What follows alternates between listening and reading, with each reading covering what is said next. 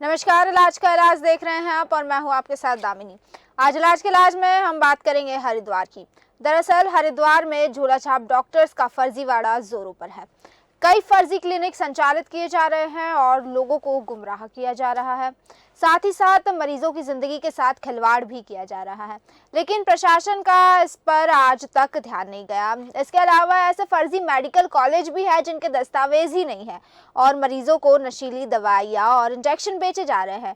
लेकिन समय रहते इस पर अगर लगाम नहीं लगाया जाता तो कोई बड़ी अप्रिय घटना भी हो सकती है।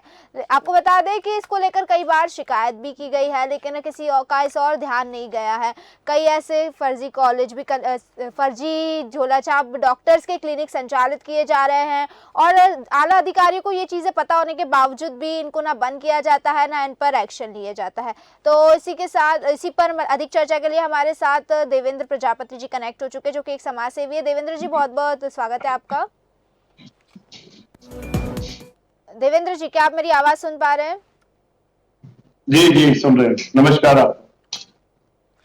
देवेंद्र जी, जिस तरह से हरिद्वार में झोला छाप डॉक्टर्स के क्लिनिक संचालित किए जा रहे हैं, धड़ल्ले से संचालित हो रहे हैं और डॉक्टर्स को किसी प्रकार का डर नहीं है, वहीं इस पर किसी प्रकार की कार्रवाई भी नहीं हो रही है, क्या कहना है इस पर आपका?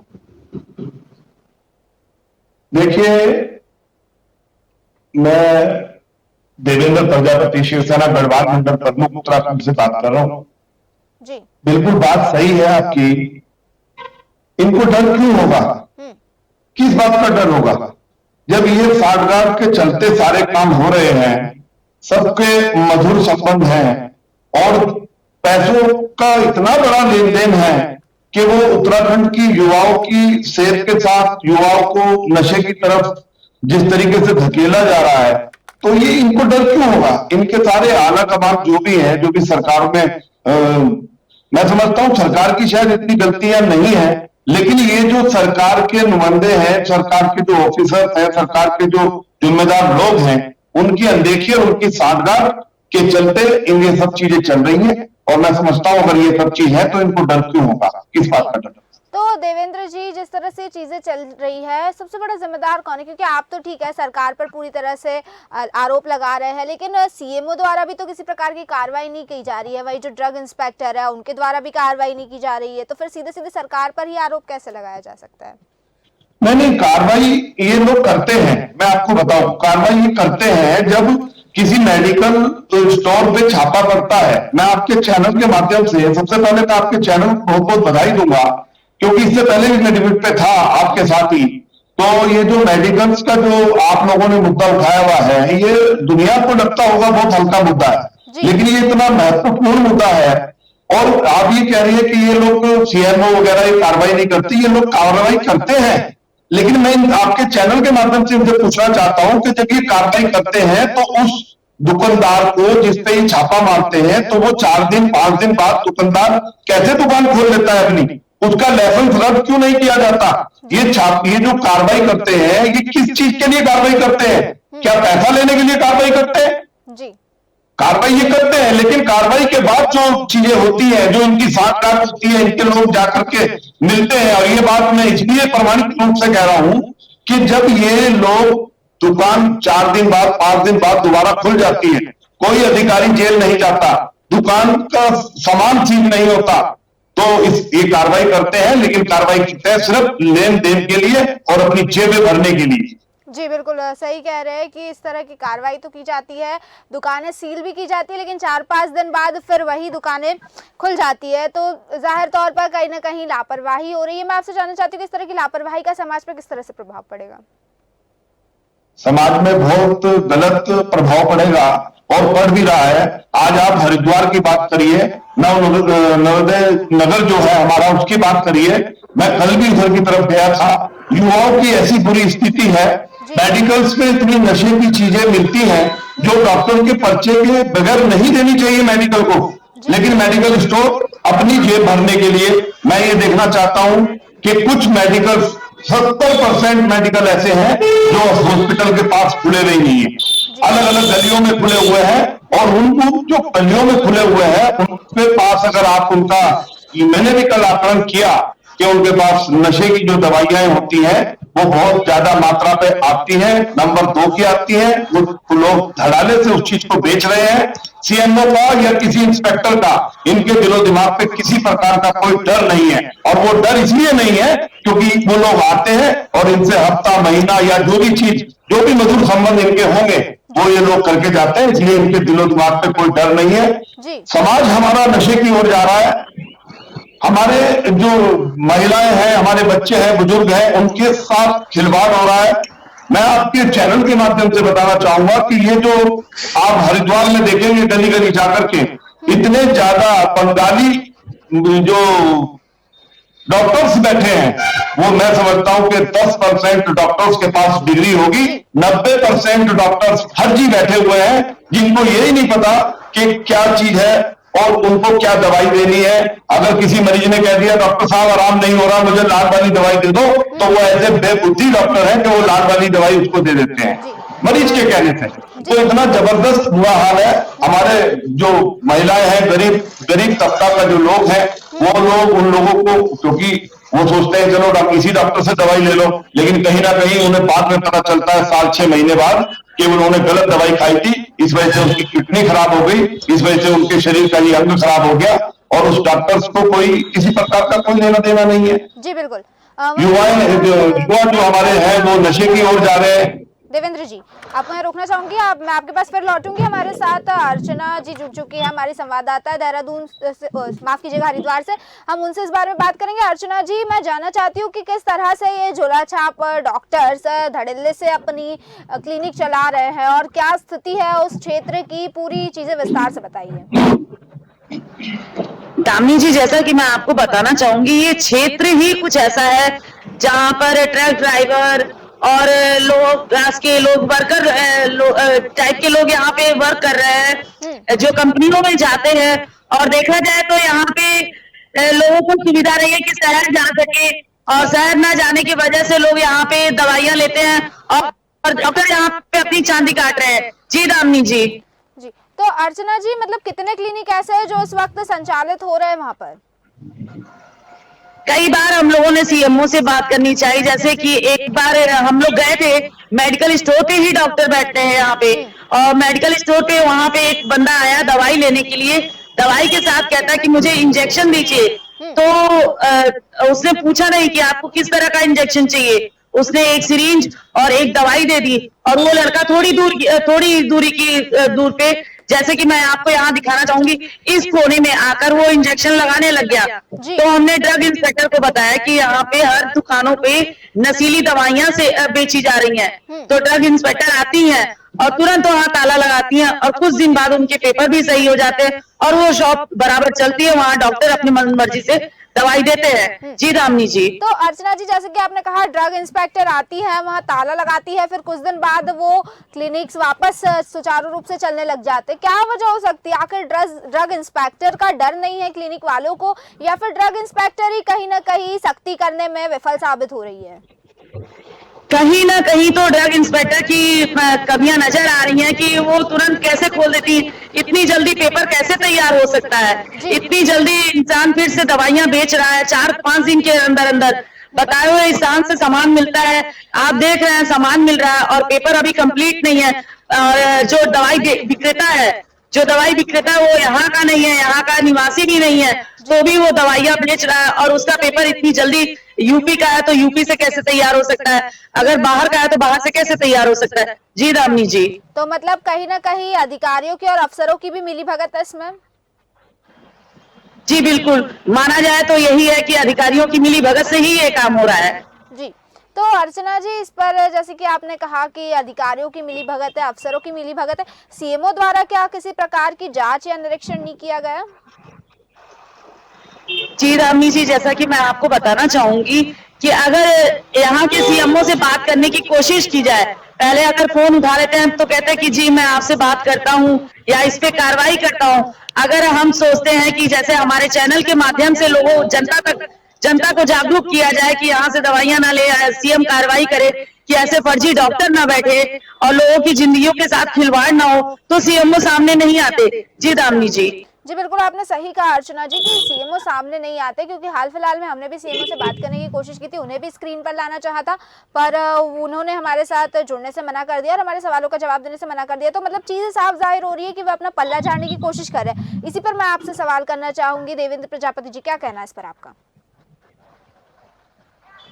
देखिए, ये इतना बड़ा मुद्दा है, आप लोगों ने जो पहल करी है, मैं समझता हूं कि इसमें आज 20 तारीख को हमारी भी एक बैठक है और इन हरिद्वार के अंदर, कम से कम हरिद्वार के अंदर, वैसे मेरे पास 5 जिलों की जिम्मेदारी माननीय एकनाथ शिंदे जी ने दे रखी है, लेकिन मैं कम से कम हरिद्वार के अंदर इस चीज की शुरुआत करूंगा और सीएमओ को भी बिठा करके उसको समझाया जाएगा कि इस तरीके से पहले तो होना नहीं चाहिए, अगर हो रहा है तो क्यों हो रहा है। जैसे हमारी बहन ने बताया कि ये सब मिली भगत है और इस तरीके का एक सिस्टम है कि इतना भ्रष्ट ये लोग अधिकारी हो चुके हैं कि मुझे लगता है ये बात से नहीं, अब ये लात से ही मानेंगे। जो शिवसेना की शैली है उसी से इनको समझाया जाएगा और उसी से ये मेरे ख्याल से अब समझेंगे, क्योंकि हमारे हरिद्वार का जो युवा है, युवा स्वस्थ रहेगा तो उत्तराखंड स्वस्थ रहेगा, उत्तराखंड स्वस्थ रहेगा तो भारत स्वस्थ रहेगा। इतना बुरा हाल है, इन सब चीजों पे शिवसेना आने वाले समय में एक रणनीति बना करके कार्रवाई करेगी। संकेतिक धरने के, शांतिपूर्वक धरने के बाद उग्र आंदोलन भी यदि शिवसेना को करना पड़ा तो वो भी करेगी और निश्चित रूप से करेगी। देवेंद्र प्रजापति जी, जैसा कि आपने कहा कि ये बात से नहीं मानते, अब लात से ही मानेंगे, तो मैं आपसे जानना चाहती हूँ कि क्या अब तक आपने किसी प्रकार का प्रयास किया है, और अगर किया है तो वो किस प्रकार का प्रयास किया है, किस तरह से इसके विरोध आवाज उठाई गई है आपके द्वारा?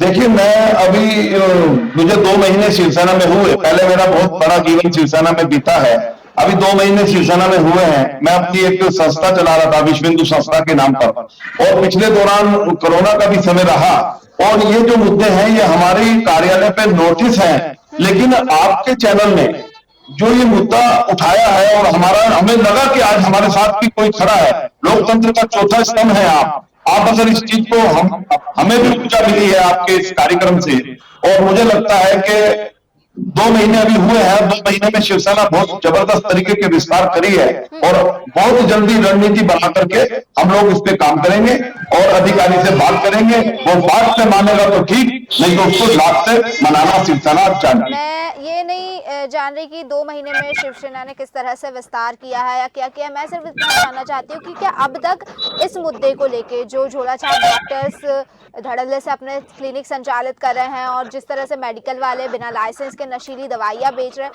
क्या इस मुद्दे को लेकर अभी तक आपके द्वारा किसी प्रकार की आवाज उठाई गई है या आंदोलन किया गया है, कहीं शिकायत की गई है?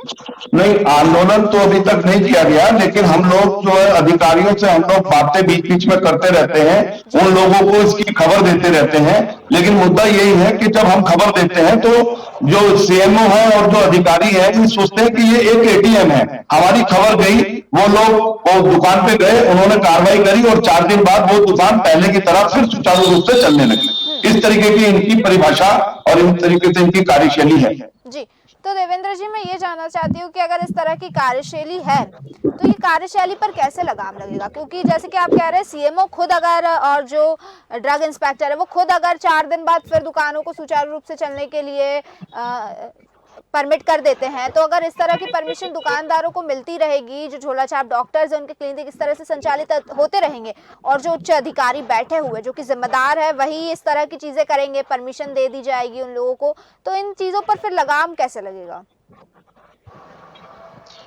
देखिए, हमारी एक टीम, मैं चैनल के माध्यम से ये बात बताना नहीं चाह रहा था, हमारी एक टीम इस चीज में लगी है। प्रमाण जब हमारे पास किसी प्रकार से प्रमाण आ जाएंगे, हम लोग लगे हुए हैं, प्रमाण जब आ जाएंगे तो हम वहां उस दुकान की चौखट पर बैठेंगे और उस पर कार्रवाई कराई जाएगी। बाकायदा जो कार्रवाई, जो संविधान कहता है वो कार्रवाई होगी, अब निश्चित रूप से परमानेंट कार्रवाई होगी, क्योंकि जब शिवसेना इन्वॉल्वमेंट करेगी तो अधिकारी को समझना पड़ेगा। अर्चना जी, आपके पास आना चाहूंगी, आपसे जानना चाहूंगी कि इस मुद्दे पर जब ड्रग इंस्पेक्टर या फिर सीएमओ से आपके द्वारा बात की गई तो उनका क्या रवैया था? अधिकारियों का क्या रवैया होता है इस मुद्दे पर जब उनसे बात की जाती है? कि अधिकारियों का रवैया, दामिनी जी दामिनी जी, मैं आपको बताना चाहूंगी कि अधिकारियों का रवैया, जैसे मैंने अभी ऐड किया था उनको, भारती जी को, कि खुद वो ग्रुप में रहें और इस पे चर्चा करें और उनकी बातों को हम भी लोगों तक पहुंचाए, या हमारी बातें सुनी जाए, जी। जनता की बातें सुनी जाए, लेकिन वो किसी ग्रुप में भी नहीं रहती हैं। और अगर और कुछ देखा जाए तो कहने की बात, एक कहने वाली बात है, जहां डॉक्टर्स का, सीएमओ का और ड्रग इंस्पेक्टर का काम होता है, वहां बाखूबी काम हमारे एसएसपी साहब डोभाल जी निभा रहे हैं। वो जो नशा करता है या नशा ले रहा है, जैसे इंजेक्शन, सिरिंज, इस पे कार्रवाई कर रहे हैं और धड़ल्ले से कहीं ना कहीं छापेमारी करवाते हैं।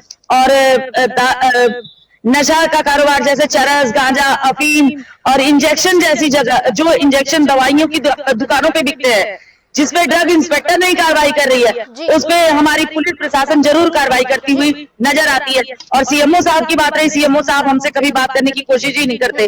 वो बस हाँ जी मिलेंगे जी, हम आपकी बातों को कार्रवाई करेंगे इस जगह। लेकिन आज भी वो दुकानें बहुत आराम से बंगाली डॉक्टर्स या जैसा भी, जो भी फर्जी डॉक्टर्स हैं, जिनके पास डिग्री नहीं है, आयुर्वेदिक, होम्योपैथिक, एलोपैथिक सब तरह की दवाइयां देते हुए नजर आते हैं। आज ये दुकानें बंद नजर आ रही हैं। अर्चना जी जी दामिनी जैसे जी। कि आपने कहा सीएमओ साहब कभी इस मुद्दे पर बात करने के लिए राजी नहीं होते हैं, मतलब साफ तौर से ये चीजें समझ आ रही है कि वो अपनी जिम्मेदारियों से पल्ला झाड़ रहे हैं, अपनी जिम्मेदारियां निभाने के लिए तैयार नहीं है। क्यों? क्या उनके ऊपर जो उनके उच्च अधिकारी है उनका प्रेशर नहीं है, उनका दबाव नहीं है, इस वजह से वो अपनी मेहनत करते हुए नजर आ रहे हैं? क्योंकि अगर दोषी देखा जाए तो कहीं ना कहीं सीएमओ भी नजर आ रहे हैं। अगर उनके द्वारा कार्रवाई की जाएगी सख्ती से तो इस तरह की चीजें संचालित ही नहीं होगी।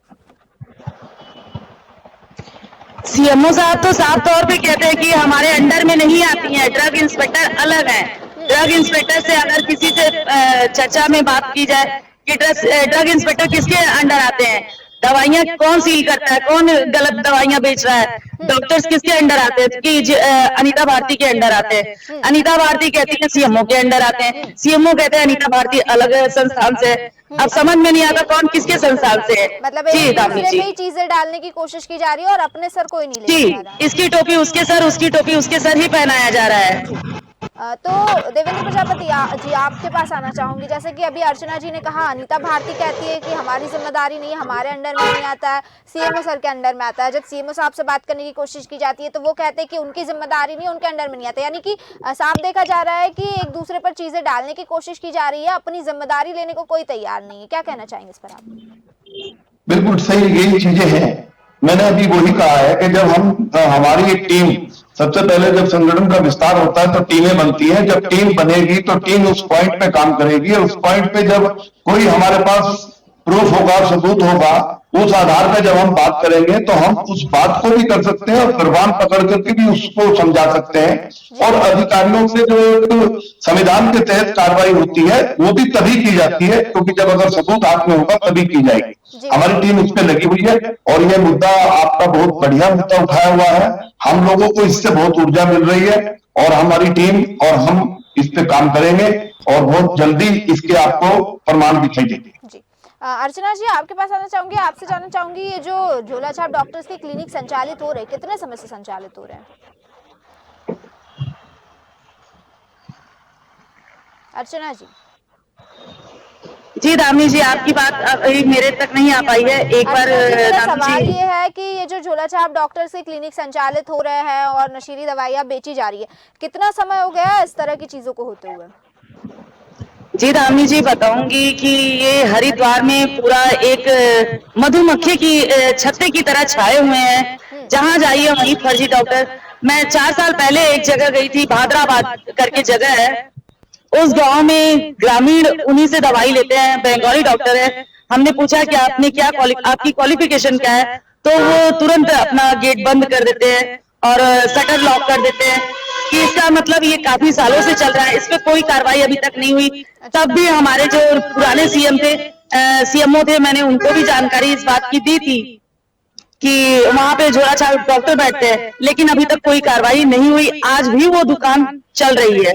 जी दामिनी जी। तो अर्चना जी इस पर मतलब इस पर आसपास के लोगों का क्या रवैया, उनका क्या कहना है, या फिर जो ये झोला छाप डॉक्टर्स अपना क्लिनिक संचालित कर रहे हैं? जी दामिनी जी, मैं आपको बताना चाहूंगी कि आसपास के लोग सोचते हैं कौन जाए, चलो छोटा मोटा बीमारी है तो हम इसी डॉक्टर से ले लेते हैं इलाज, और जब मामला बिगड़ जाता है, लोगों की समझ में नहीं आता, तो उसको फर्जी घोषित करते हैं। तो आप फर्जी दवाइयां ले क्यों रहे हैं, क्यों डॉक्टर को आप सह दे रहे हैं?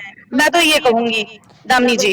बहुत बहुत शुक्रिया आपका अर्चना जी, और देवेंद्र जी आपका भी बहुत बहुत शुक्रिया हमारे साथ जुड़ने के लिए और हमें तमाम जानकारी देने के लिए। तो जिस तरह से आपने देखा कि झोला छाप डॉक्टर्स का फर्जीवाड़ा धड़ल्ले से चल रहा है। जब बात सीएमओ से की जाती है इस बारे में, तो सीएमओ अपनी जिम्मेदारी से पल्ला झाड़ते हुए कहता है कि तो ड्रग इंस्पेक्टर के अंडर में आता है। जब ड्रग इंस्पेक्टर से इस बारे में बात की जाती है तो ड्रग इंस्पेक्टर भी अपनी जिम्मेदारी उठाने को तैयार नहीं है। मतलब साफ जाहिर हो रहा है कि एक दूसरे पर जिम्मेदारियां डालने की कोशिश की जा रही है, अपनी जिम्मेदारी कोई नहीं उठा रहा है। सीधे तौर पर इसकी टोपी उसके सर और उसकी टोपी इसके सर, इस तरह की चीजें की जा रही है। अब देखना ये होगा, क्योंकि जैसे कि हमारी संवाददाता ने बताया काफी समय से ये चीजें चली आ रही है और मधुमक्खी की छत्ते की तरह ये पूरा जाल फैला हुआ है और जाहिर है इस पर आम लोग भी आसानी से फंस जाते हैं। क्योंकि जाहिर है अगर कोई इंसान सोचता है कि छोटी मोटी दिक्कत है, छोटी मोटी बीमारी है, तो कौन ही इतने बड़े डॉक्टर के पास जाएगा, छोटे मोटे डॉक्टर से कम पैसों में इलाज करा लिया जाए। और फिर जो फर्जी डॉक्टर्स हैं उनके शिकंजे में फंस जाते हैं और दिक्कतें ज्यादा हो जाती है। तो देखना ये होगा कि आखिर इस पर किसी प्रकार का एक्शन लिया जाता है या नहीं, क्योंकि जो आला अधिकारी है, जो जिम्मेदार अधिकारी है, वो तो अपना सीधे तौर पर पल्ला झाड़ रहा है और अपनी जिम्मेदारियों से हाथ झाड़ते हुए नजर आ रहा है। फिलहाल के लिए बस इतना ही, फिर लौटेंगे ऐसे ही किसी मुद्दे के साथ। तब तक देखते रहिए देश न्यूज।